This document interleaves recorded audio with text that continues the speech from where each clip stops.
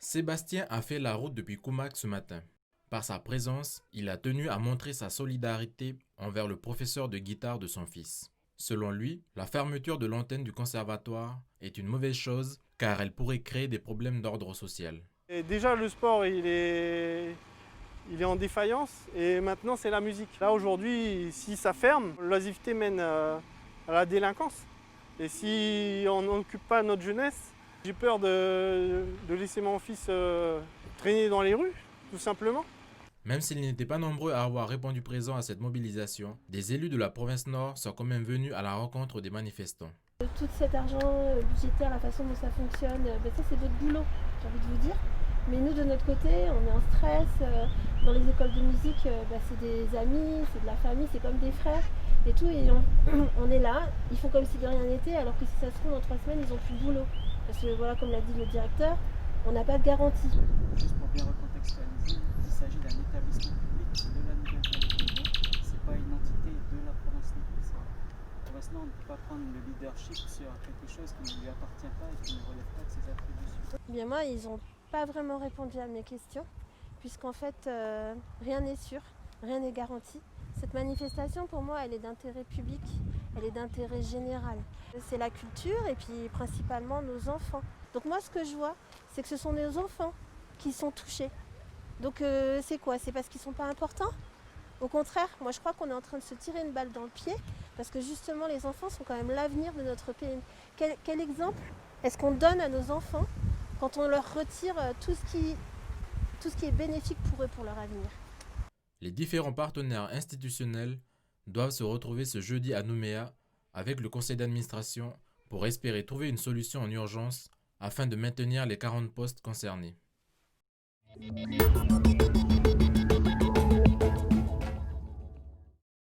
On n'a pas accès à cette formation parce qu'on est en handicap psychique. On te discrimine au niveau de l'emploi par rapport à tes situations de handicap et de ta liberté de choix. L'initiation au droit n'est pas une mince affaire, pas de quoi effrayer pour autant la petite assemblée bien déterminée à suivre cette formation unique sur le territoire pour l'auto-représentation des personnes en situation de handicap. Parmi eux, Joanne est atteinte d'infirmité motrice cérébrale, un handicap qui n'entame en rien sa participation.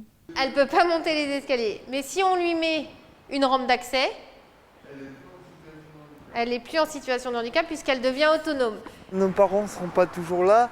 Et puis il faut se prendre un peu en main ceux qui le peuvent et ils peuvent se défendre eux-mêmes ceux qui le peuvent. Voilà. Mais il faut prendre notre destin en main et voilà. Oui. Par exemple au cinéma, nous les sourds on a besoin de sous-titres et ici en Nouvelle-Calédonie il n'y a rien. Chacun des participants est touché par une forme différente de handicap, avec des contraintes spécifiques. Pour que chacun puisse suivre les débats du jour, la formatrice se livre à un délicat exercice d'équilibriste. Sur la mise en pratique, c'est un peu plus... disons qu'il faut jongler, mais c'est ce qu'on appelle l'inclusion aussi, en fait. C'est de permettre de rendre accessible une formation à tous, quelle que soit la déficience. Donc effectivement, pour une personne sourde, pour qu'elle puisse suivre la formation, on a un traducteur LSF, en langue des signes française, pardon.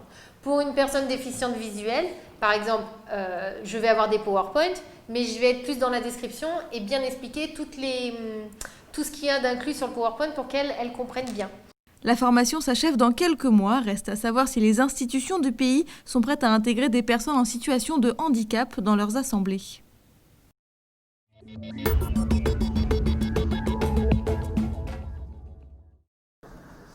installé dans son nouveau lit, Léger, 75 ans, originaire de Puebo, est dialysé depuis 13 ans.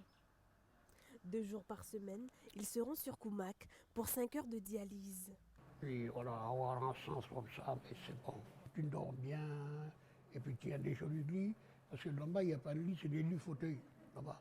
Mais ici, c'est des lits, mais vraiment, on est confortable.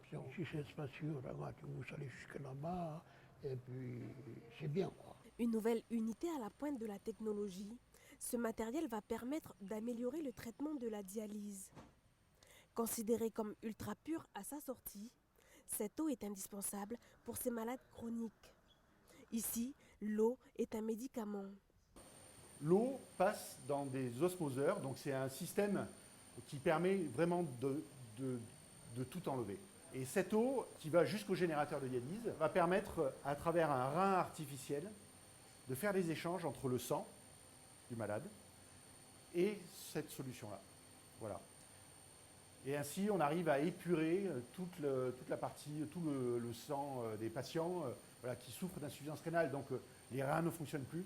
Donc, voilà. Et avec ce système-là, on arrive à recréer finalement artificiellement ce que fait un rein.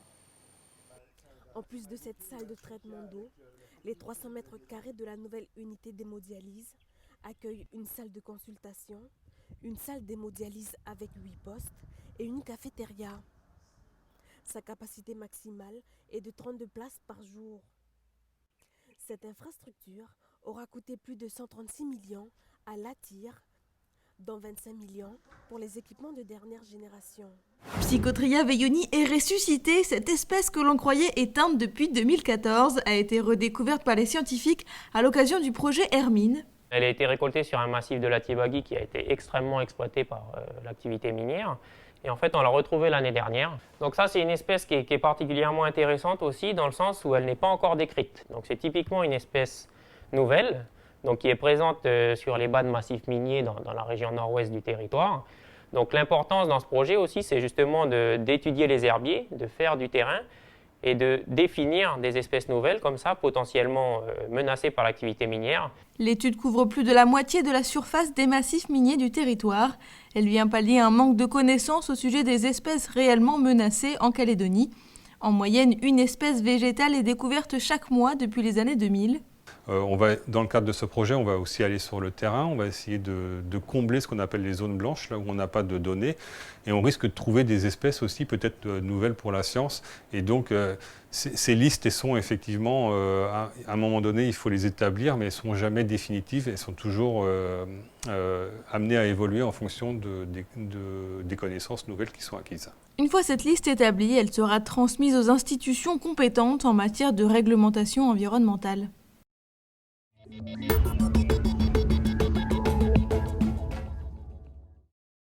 Est-ce que il y aurait moyen de faire une formation en couture? Annick a appris à coudre sur le tas. Elle n'a pas les techniques ni les bases de la couture. Malgré tout, elle s'est lancée et a voulu créer sa patente. Pour les renseignements concernant une création d'entreprise, si. Je suis rentrée en contact avec la Chambre des métiers pour l'année dernière déjà.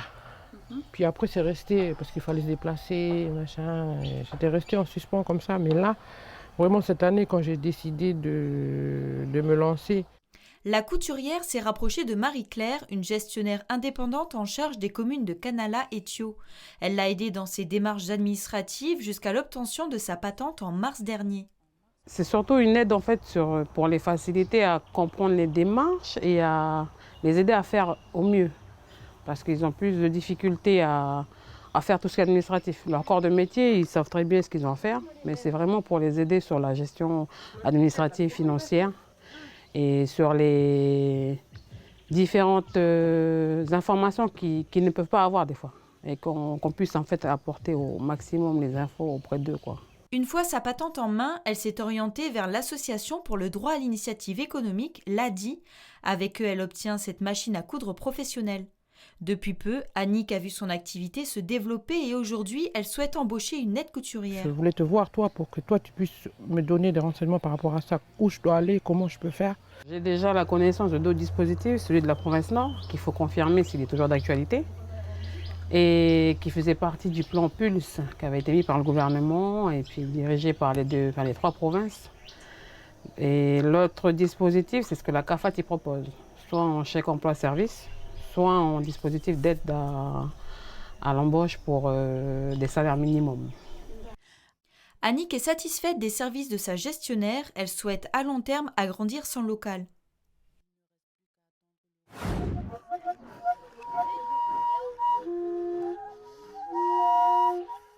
Un atelier pratique proposé cette semaine au centre culturel de Yengen. Parmi les petits participants, Yoran. Avec 3 autres camarades, ils arrivent chaque matin de la colonie.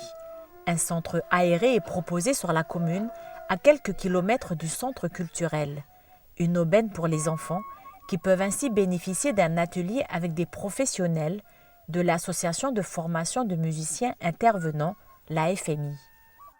Hier, on est parti couper des bambous pour faire des flûtes et apprendre à ceux qui ne connaissent pas jouer de la flûte. C'est Ronaldo qui nous a appris d'abord lundi pour nous entraîner. Au programme pour petits et grands, fabriquer sa flûte et apprendre à s'en servir. Objectif, proposer un spectacle ce vendredi.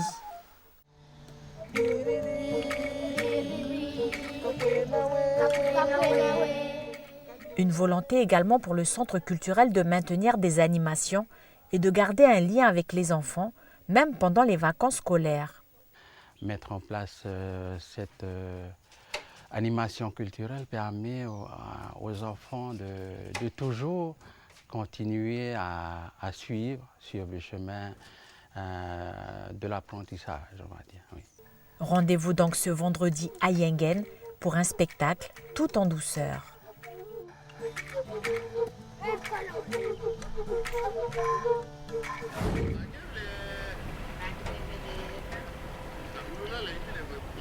Embarquement pour l'îlot Fayava. À peine 10 minutes de traversée sur la navette communale et les passagers accostent déjà. Anne-Marie Alosio appartient aux 6 familles qui vivent à l'année sur l'îlot. Fayava, cela veut dire la passe. Vous avez le côté là, de l'Équine, vous avez une passe et qu'on appelle la passe de l'Ifou. Et après, vous avez ce côté-là, côté Fayava, vers Mouli, vous avez une autre passe, c'est la passe pour la Grande Terre. En ce moment, nous sommes veuves dans l'îlot. Tous nos maris sont partis, mais en nous laissant de bons souvenirs d'eux. Par exemple, nous avons commencé en 1986 avec l'ouverture d'un Curios pour l'économie de notre îlot.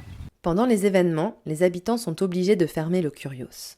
Ce n'est que dans les années 2000 que l'activité collective reprend, avec la création d'un café puis d'un snack. Les familles se relaient au fourneau toutes les 3 semaines. Une partie des recettes sert aux dépenses collectives de la tribu et le reste assure un revenu aux familles. Comme moi ici, je suis tout seul à la maison et quand c'est le tour de ma famille, je fais appel. Je fais appel à mes enfants, à mes petits-enfants, ils viennent et la recette, ça va pour eux. Nous ici, je ne sais pas si c'est pareil dans les autres tribus, mais nous on a une très bonne entente et puis voilà, quand on dit quelque chose, c'est tout le monde qui est là. À côté du snack et des spécialités culinaires, les sirènes de Fayava continuent de pratiquer leur artisanat. Là, j'ai déjà préparé les colliers de coquillage. Il faut que je fasse encore des colliers de graines parce qu'il me reste 3 seulement. Il y a une transmission, oui. Quand c'est les vacances, c'est rempli Fayava, il y a du bruit à cause de tous ces enfants, ces petits-enfants qui reviennent pour nous rendre visite, Alors ils laissent les parents, qui sont nommés, ils viennent nous voir ici. Pour révéler les talents et les richesses de la petite île, ses habitants espèrent organiser une journée de découverte à la fin octobre.